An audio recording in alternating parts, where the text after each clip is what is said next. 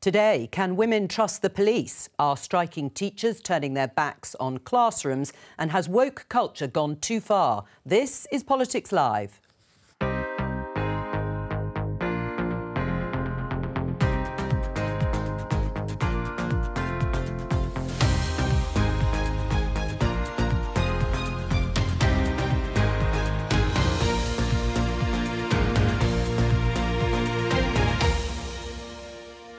With me today, Conservative MP Mark Garnier, Shadow Policing Minister Sarah Jones, Times columnist Melanie Phillips and New Statesman writer Harry Lambert. Today, teachers in England and Wales will go out on strike next month over pay. There just comes a time when it's important to stand up for yourself, to stand up for your profession and to stand up for education. Our children have suffered enough during the pandemic and we need to make sure we keep them in school. David Carrick committed dozens of rapes and other sexual assaults while serving as a police officer. Can women trust the police? If I'm going to succeed as Commissioner, I've got to repair our foundations and the damage that's been done by us not paying enough attention to professional standards and vetting over too many years. Show me what democracy looks like! This is what democracy looks like! Is the government right to block Scotland's gender recognition bill? And one of our panellists thinks so-called woke culture in universities has gone too far. So is a free speech watchdog the answer?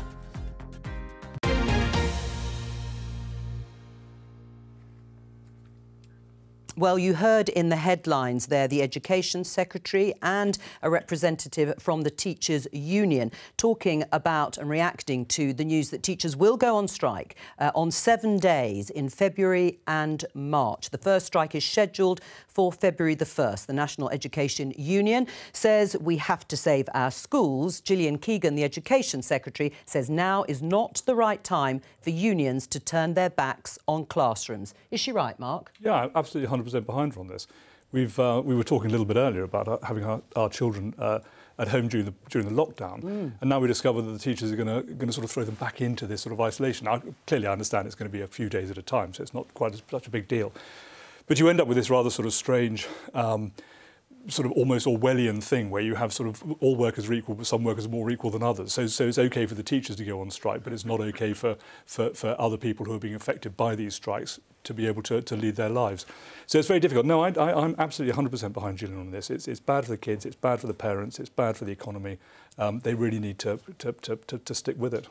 You've got kids too, of school age. I mean, what's your reaction? Is Gillian Keegan right? This is not the right time. She's not right. None of us want strikes and we want to avoid them as much as we can. We all want excellent public services, but it is not the fault of our teachers or our doctors or our nurses that the public services are in the state they are in. And in education, we don't have enough teachers. We have teachers leaving the profession. The argument with the unions is not just about pay, it's about conditions. What we need to see is what a Labour government would do is invest in our education, bring in 6,500 more teachers and teaching staff so that we can actually fix some of the struggles that the teachers are dealing with, as well as trying to grow the economy so we can pay people a decent wage. But are you actually anticipating problems if those teachers go out on strike in terms of looking after your children? Well, my mum lives down the road, so I'm very lucky. But the point is the government knew about this months and months and months ago, could have been round the table, needs to stop posturing and needs to do the brave, grown-up thing, stop running away from the problem and negotiate with the teachers to get a good deal for them. You've heard both the politicians there. Do you agree with the Education Secretary or with the union that because of the shortages, acute shortages of teachers and stagnant pay over 12 years, they've been left with no other option? I think it's the most. I think it's the most curious argument that the unions are producing. That because education is in dire straits, they've got to make it worse. Public services are in difficulties, as we can all see, but I cannot see how this can possibly help education by the tactic of using again the long-suffering public as hostages in a kind of blackmail situation. I mean, I actually feel very strongly not just about teachers but about essential public service workers. I have every sympathy with people in this position who are heroically keeping our public services going and who are often paid very poorly. But nevertheless, I do believe that they have a responsibility to the public which should take precedence if they are in essential services like education, like nursing.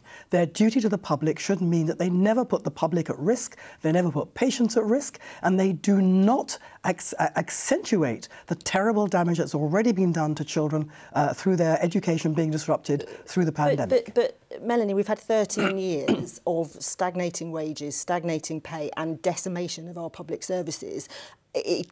We have to try and support our public services by making sure the economy is growing and by making sure people are being paid a decent wage. And this distinction between people and union members is not right. You know, the public are the nurses, the public are the postal workers, the public are... We're all in this together and we're all trying to say to the government, for goodness sake, stop posturing, start negotiating, come to a decent agreement and try and grow the economy so that we can afford proper wages. The children who will be forced to be at home are not part of this fight. They are the victims of this fight. And to try to imply that parents and children are part of the great struggle for better wages for public service workers when they are being made to be the victims of the blackmail their education by public is suffering service because of the education is going to suffer even more. Well, let me bring Harry in just a bit. What's the decent agreement that you think the government should negotiate? They've rejected a 5% pay offer.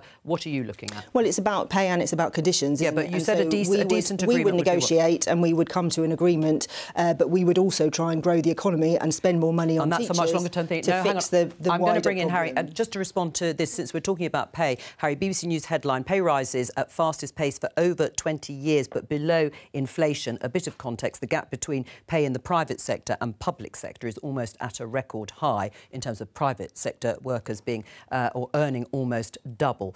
What is your response? Well, look, let's bring in some context.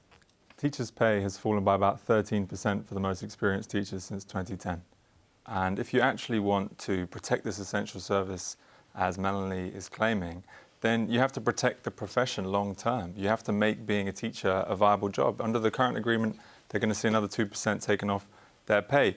You have to look at the numbers here. The government's target for recruiting physics teachers, for instance, only 1 in 6 of the physics teachers they need are coming into the profession. So you have to make it a more desirable job. All of this is going to require money.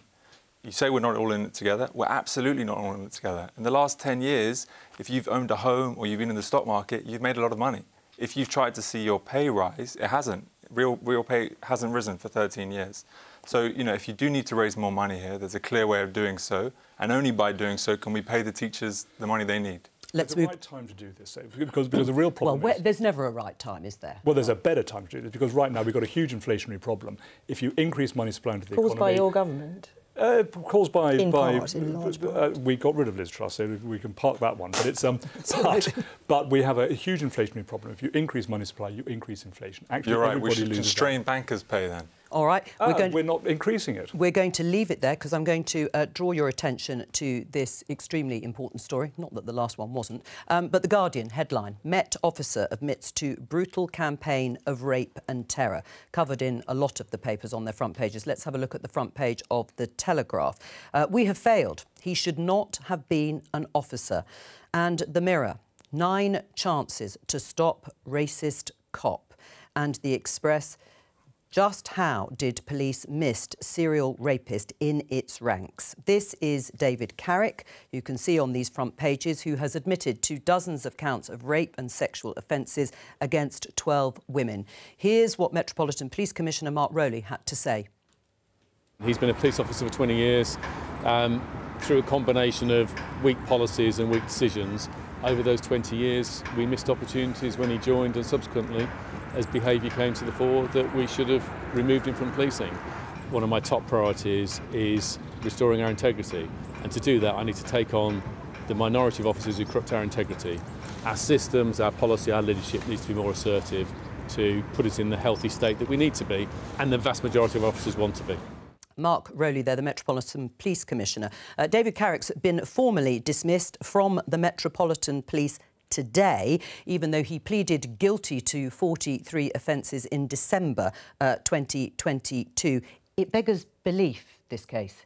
Yeah, absolutely. And not only that, apparently we've got a further 1,000 charges against 800 further police officers. Allegations. Allegations, absolutely. But nonetheless, it's pretty terrifying when you hear all this.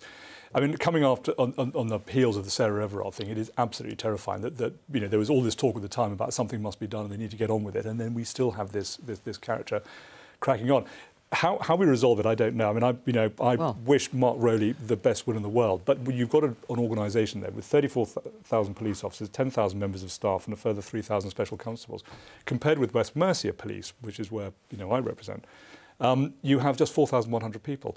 Is there a question about the size of the Metropolitan Police? It seems to be a Metropolitan Police problem rather than necessarily a wider police problem. I think that's what we need to address. I don't think it is just a Metropolitan Police problem. We have had some absolutely horrific cases in the Met, but there are cases across the country of a similar that is true. vein.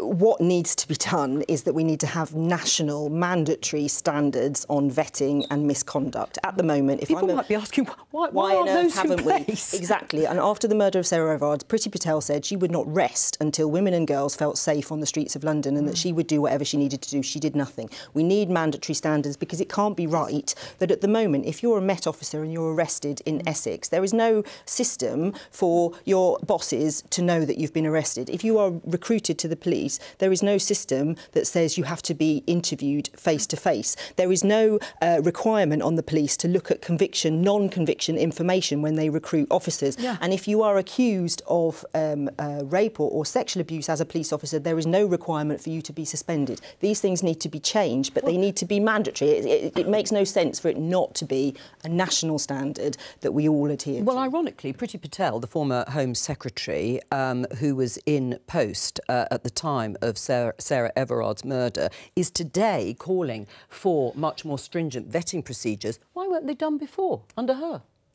Exactly, and indeed before that, and going back years and years and years. I mean, so is this a failure continually of Home Secretaries, Conservative Home Secretaries? And Police and Crime Commissioners. Let's not forget that Sadiq Khan has been in charge of the police there since 2016. There's been a very significant change of approach in the Home Office over the last 10, 13 years. It's been push decision-making, push blame, push responsibility to the police forces individually. Well, they are in charge, of course, operationally. Which works on some levels, absolutely it does, but on issues like this it doesn't, and they need to act. I mean, this is utterly shocking, as it was in 2021 in terms of Sarah Everard. Can women trust the police? I think it's very hard for anybody to feel they can trust the police. I mean, we've had a whole string now of the most egregiously dreadful breakdowns of behaviour, both sexual offences, other behavioural offences, and including corruption. And, you know, it's got to the point where one thinks there is something institutionally wrong with the police. Now, I think this is a very complicated issue. There are particular issues to do with the Met, which need particular attention. But in my view, and I've been writing about the police for several decades, I believe there's been a process of demoralisation and a loss of professional ethic within policing, which has gone on for a long time. And a very significant factor behind this, I believe, is the politicisation of the police, which goes back decades, in which basically governments said we can no longer trust the police because they are stupid, they are bad, they are wrong, and so on, whatever. And so we have to take control.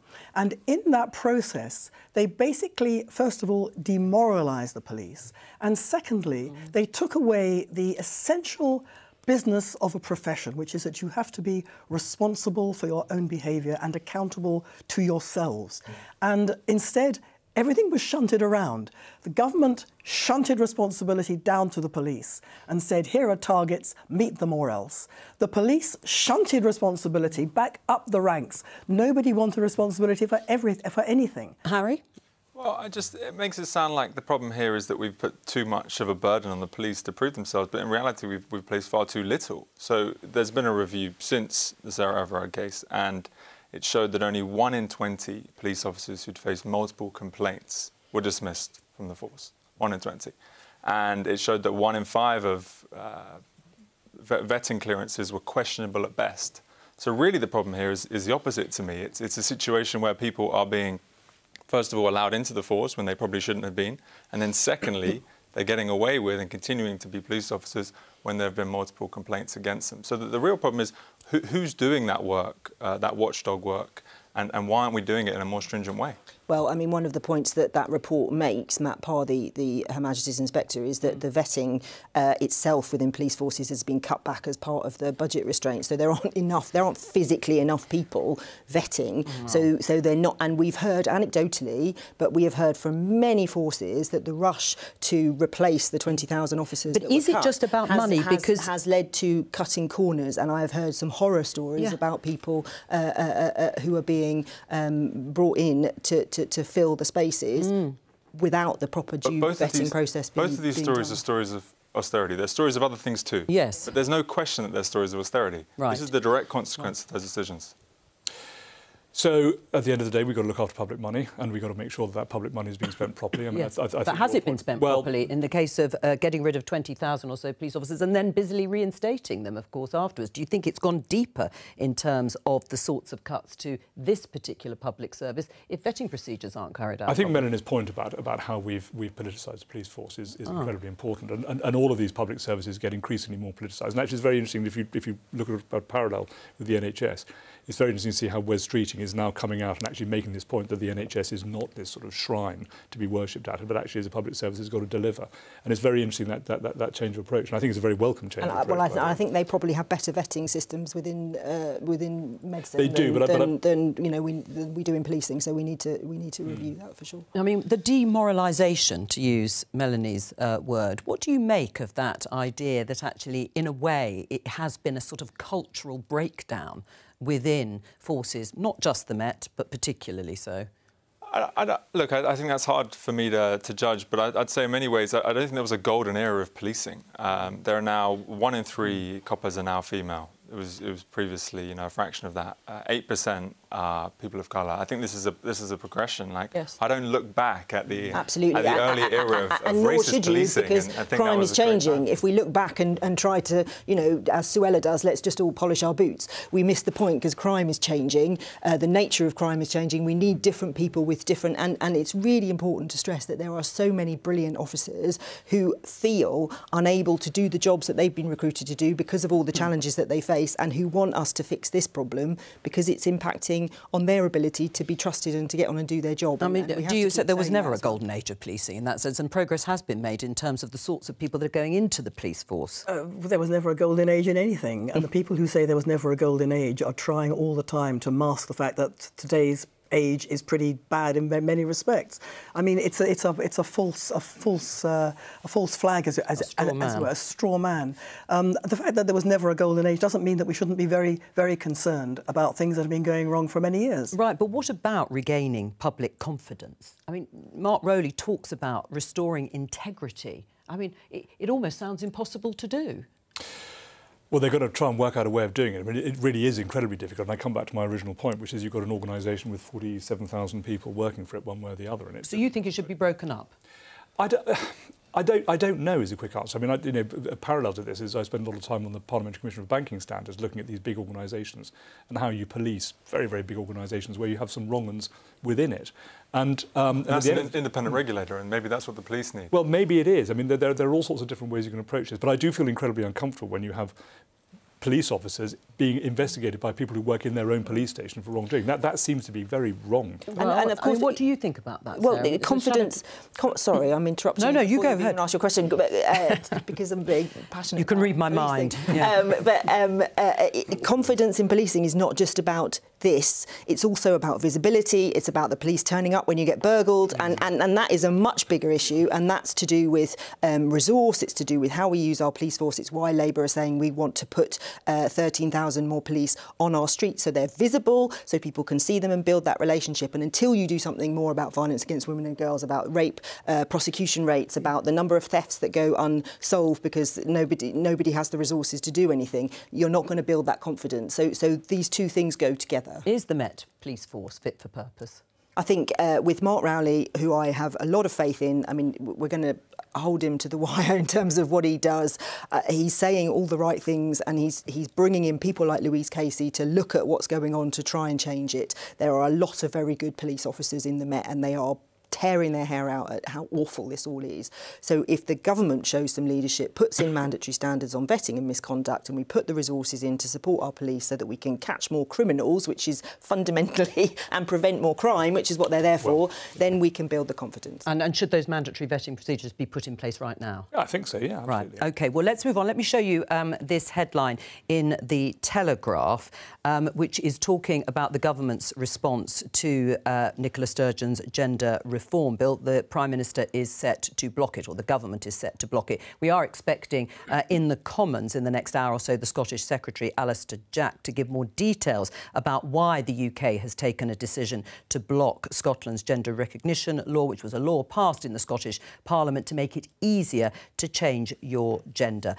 Let's talk now to the SNP MSP, Emma Roddick. Hello to you.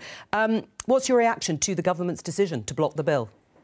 Well, gosh, I mean, first, outrage. And I do feel as though I'm living in a chapter of a future politics textbook. I mean, if you look at everything that's happened so far this week, the Tories have tried to ban demonstrations, they've tried to ban strikes, now they're trying to veto Scottish democracy, and that's only Monday, so goodness knows where we're going to be on Friday. Well, to take that in the spirit of how it was meant, Emma, I mean, the government will say that the gender recognition bill passed in Scotland is in conflict with equalities-wide legislation in the UK. Do you accept that there is a legal point to that? No, I don't. I'll be very interested to see the justification that's going to be laid out, but it's been very clear throughout this whole process. This bill does not affect the Equality Act. It cannot affect the Equality Act, and in fact the face of the bill states, for the avoidance of doubt, this bill has no impact on the Equality Act. I mean, the government obviously have had different legal advice. What should you and Nicola Sturgeon and the SNP do in response? Well, I think that's very much going to depend on the statement that we're waiting for. We don't yet know what Alistair Jack is going to say or what reasons this belief has been predicated on, but I'm very clear that this is a bill that was passed by a majority in the Scottish Parliament, quite a significant majority, 2/3, cross-party, MSPs from every party, and there's absolutely no justification for the UK government to turn around and strike it down. Mark, there isn't a justification, says Emma. What bothers me about this whole argument is that there's no doubt about it, it does cut across certain legislation within the rest of the United Kingdom. But I fear that we're getting bogged down in an argument which is less about this kind of UK-wide politics and more about separatist politics and independence politics. And this is being used as a sort of token for that argument. The SNP are now going back and saying, look at why you need to have independence. It's because Westminster is now blocking what we want to do in Holyrood. And I think that's the wrong argument. And I also think it's a very, very sensitive debate to be having this argument about. Emma? I agree that is an argument that's being put forward, but it's certainly not wrong. This is exactly the sort of situation that the SNP has warned can happen for decades, because we knew this was always a possibility, but we have passed a law within devolved competence with a massive majority in the Parliament, and the UK government is turning around, led by a Prime Minister that we haven't had a say in electing, to say, no, you can't do that. Mark? Well, we'll see. We need to get some legal advice, some proper legal advice about it. No doubt it'll end up in a court, and then we'll get a judge who can decide on it. Would you like to see as a resolution, because there are two options, there are probably more options. One is to amend or ask the Scottish Government to amend the legislation under the Gender Recognition Bill. The other is to go to the courts. Which would you favour?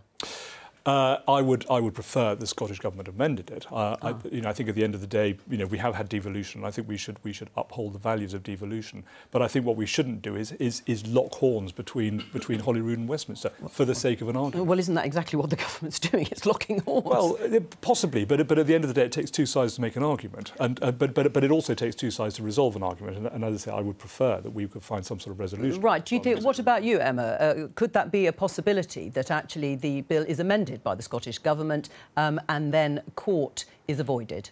Well, it's a little early for me to say anything on that because we don't yet know what amendments, so it's a possibility, if any, the UK government would put forward. But I would say that there was ample opportunity for people of all parties to put forward amendments in the Scottish Parliament where this bill was being dealt with, and indeed they did, and the Scottish Government accepted amendments from every party which put them forward. All right. So we're not talking about a lack of scrutiny here, we're not talking about a lack of input from any party. There was input from every party and a lot of work and time put into this bill.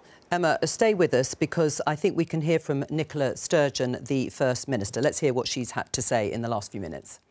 It will inevitably end up in court. Now, this is a procedure that has never been used before. It doesn't automatically go to the Supreme Court as another part of the Scotland Act would have resulted in. So this is something the Scottish Government will have to judicially review.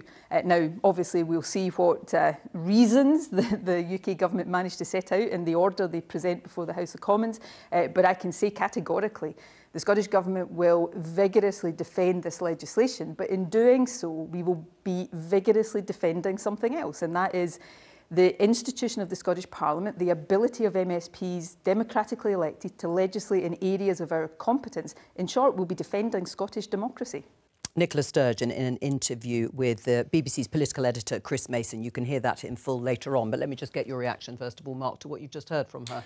Well, I think she's categorically confirmed exactly what I thought, which is this is an argument about Scotland versus England, rather than necessarily about the substance of this bill. Do you agree with the government taking action, Sarah, against the Gender Recognition Act or bill? I think the worry is that the government and the SNP are quite gleeful about this situation because they get to have a big fight and they will get to trumpet their side. That the fact that the government has gone to this extreme, the kind of nuclear option, they should be round the table.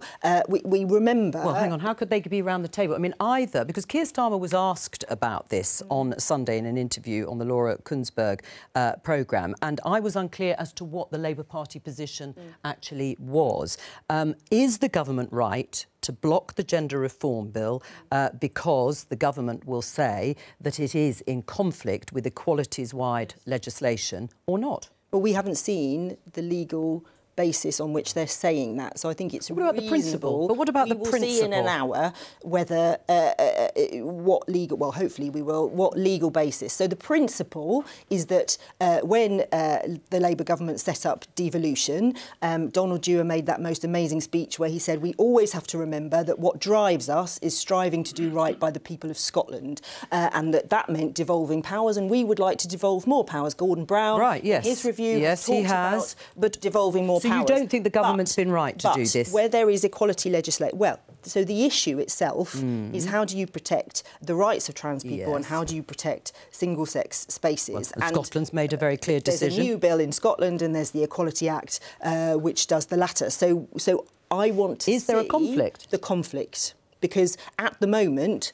Keir has said in that interview, as you mentioned, we wouldn't, in Labour in England, have gone as far as to doing the 16-year reduction in terms of the act that Scotland has passed. But we also need to accept and respect the powers that the Scottish Parliament have. So we need to see what the evidence is. But the point is, this isn't just a football that can be kicked around, because we all know how incredibly emotive this subject is, how incredibly difficult it is, how the answers are hard. Yes, they are. And the way to do it is not this kind of clunky just before we open it up, imagine Labour is elected tomorrow. Would you withdraw that Section 35, which is the mechanism for the first time ever since devolution to block a piece of legislation passed by Holyrood? Well, we've said we want to change the way all of our power system works. The whole review that Gordon Brown did was looking at how do we devolve more power. So there will be a change. Whether Section 35 is part of that, I do not know. But we do want to make sure people have more power nearer to where they live. That's absolutely a principle. But we also want to respect people's rights in this country to say, I need to make sure that that trans rights are respected and that women's safe spaces are also, single-sex spaces are also respected, and that's hard. I mean, this is It's not easy. It is, but there is a big constitutional clash here, potentially. Is the government right to take what Sarah calls the nuclear option? As far as I understand it, the government's position is that if this bill is passed in Scotland, it will mean undermining the way in which the Westminster government has decided that trans people should be dealt with. And it will cause complete chaos. And it will literally undermine the status that the British government has decided should obtain for trans people in England and Wales. Now, if that is true, and if it is the case, as it would seem to be, that the law provides for the British government to overrule a Scottish decision on that basis, then it seems to me the SNP doesn't have a leg to stand on in arguing that their democracy, which I fully respect, must trump the democracy enacted by Westminster, which clearly is not the case. Emma, you haven't got a leg to stand on. Yeah, I want to first take issue with a comment that was made earlier. I don't feel glee about this. I feel a lot of emotions about this news, but I think Nicola Sturgeon was right to separate the two issues. I supported this bill. My heart breaks for my trans constituents who've been in touch telling me how much it meant to them that this bill passed. But the democracy is a separate issue because, make no mistake, this is a massive action that the UK government has taken. This is unprecedented. I think it's outrageous. And they can now do this whenever the Scottish Parliament passes a law that they don't like. And that should scare people, and it should certainly make people angry. Melanie? Why? I mean, this is the law that's been passed, assuming that is the case. Suddenly, an issue arises in which people like this SNP individual Emma. Is making political capital by partisan remarks about democracy in Scotland being over and so on. Whereas, in fact, this is a law passed by the sovereign parliament of the United Kingdom, which everyone was well aware of. So it's not a sudden departure from that. It may be the case, of course, that the court will rule in favour of the Scottish Parliament and against Westminster, according to the actual terms of the law. But in terms of the principle, it is simply not the case that this shows that Westminster is riding roughshod over Scottish democracy. Harry? Well, I was bemused to hear Emma say that she'd had no part in electing Rishi Sunak. I thought the Scottish people took part in the last general election.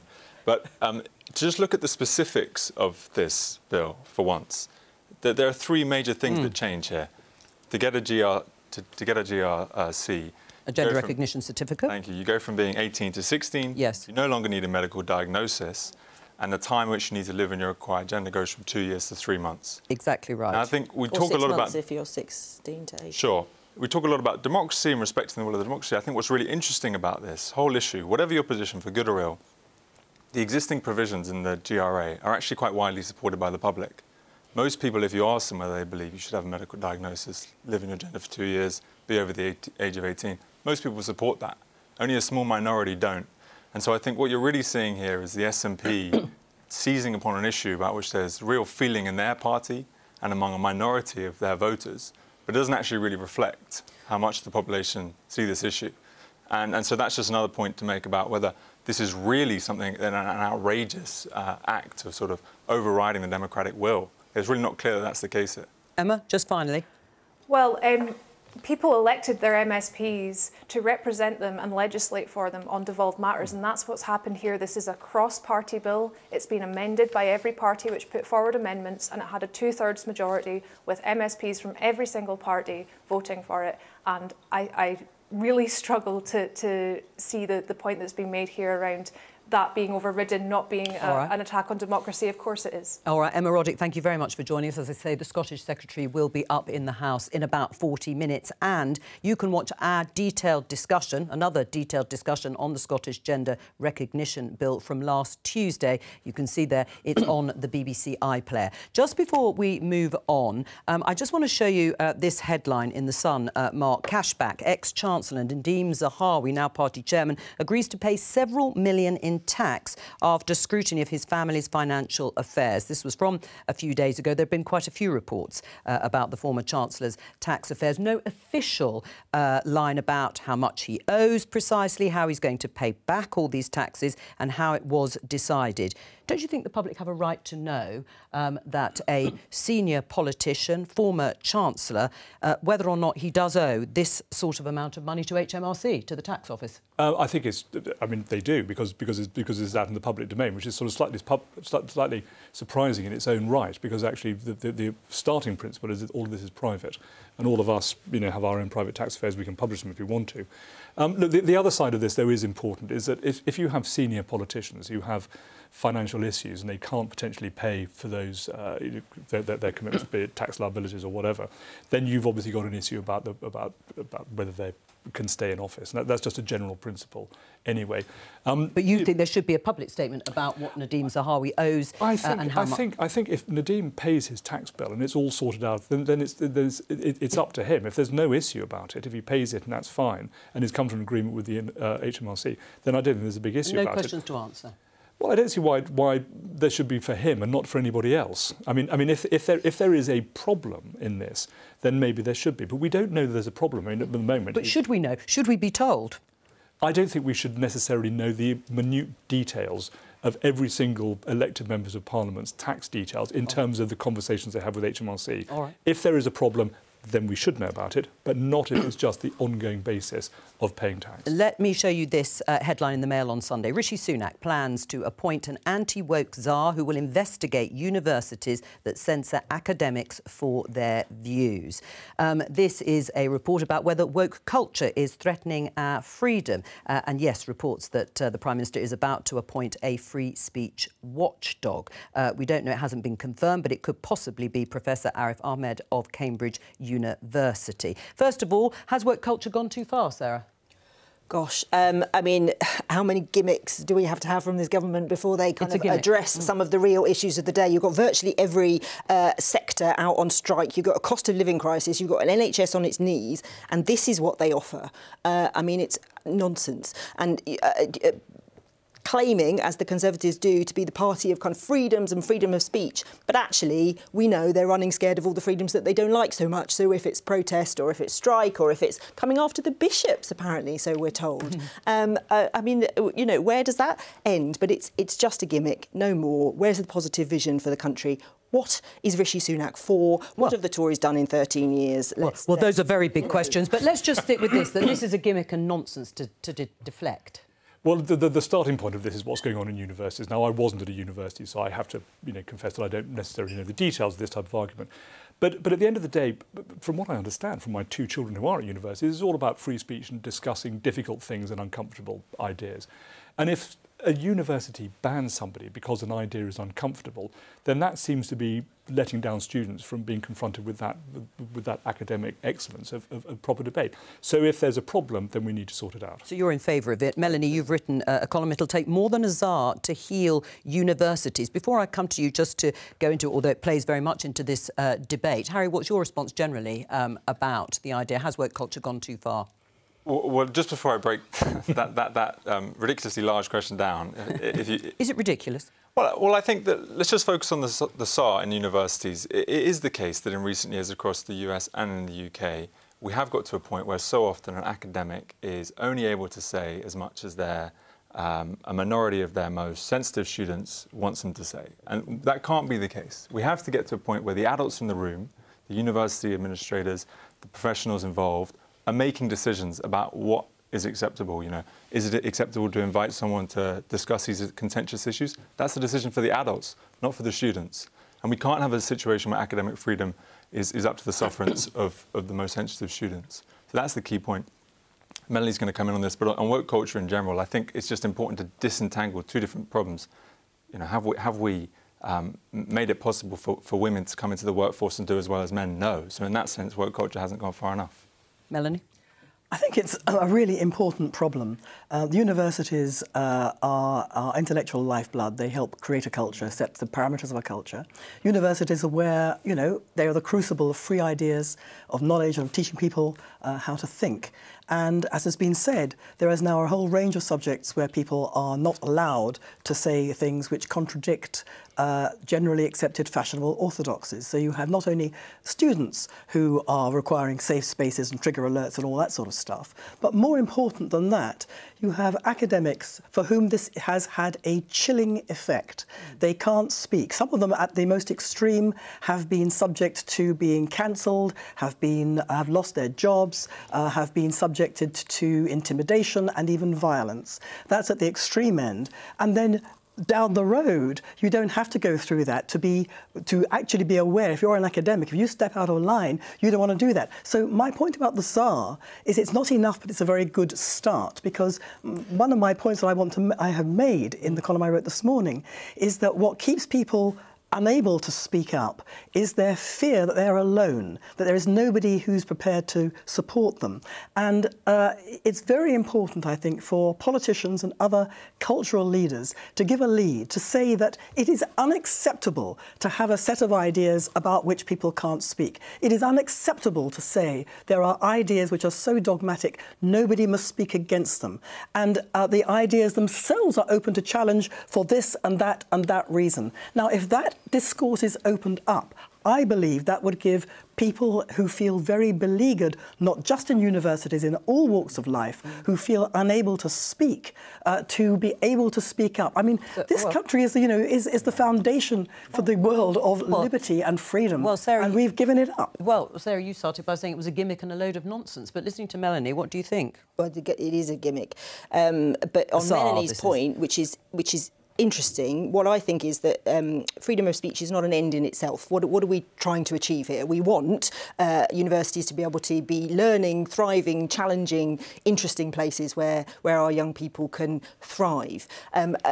Having some kind of process where, I mean, I think in the House of Lords they were talking about if you had some kind of system where, say, a Holocaust denier was not allowed to go to university to do something that they could then sue, you know, that you'd have vexatious legislation after, you know, that is not what we want. We must be able to come to some kind of reasonable agreement here. I was in America last year and, you know, you talk to them about, we were talking about Kanye West, I was with the anti-Semitism all-party group, Kanye West and his anti-Semitic remarks, and, you know, there, freedom of speech can't attack, can't do anything, absolutely nothing you can do about it. But that's not right, is it? It's not an end in itself. It's how do we create the climate that is the right one. It's not just about freedom of speech, but we should be able to come up with a way of doing that in our universities without to give you an example, stifling. I was at university in the early 2010s. We had George Galloway come up at one point. He's someone who now you probably wouldn't have come up. I don't think he won anyone over. The fact that he came up and had to battle 300 students was productive. It meant that we could engage with him on the terms of the debate, and that's the whole point. And this is a former Respect MP. He was once member of the Labour Party. This is the point, that all of these debates where students refuse to have someone up or picket or protest if they come up, win the argument. Right, but is it enough, though, to have someone to oversee it in the way that has been put forward by the government? Does there need to be somebody actually pushing back on this, then? Well, I mean, he'd be the first step, or she, if whoever's appointed. Let's see how that works, and then if that's not working, then have other safeguards. Have politicians, not necessarily you, Mark, failed to do what Melanie was setting out before, set the tone for this debate, push back more at universities? So I don't think that politicians should be the answer to absolutely everything in terms of legislating and putting ZARs in place. This is a whole cultural thing, and I think all of us as leaders, be they political leaders, journalists, you know, need to talk about this and need to be able to do it bravely.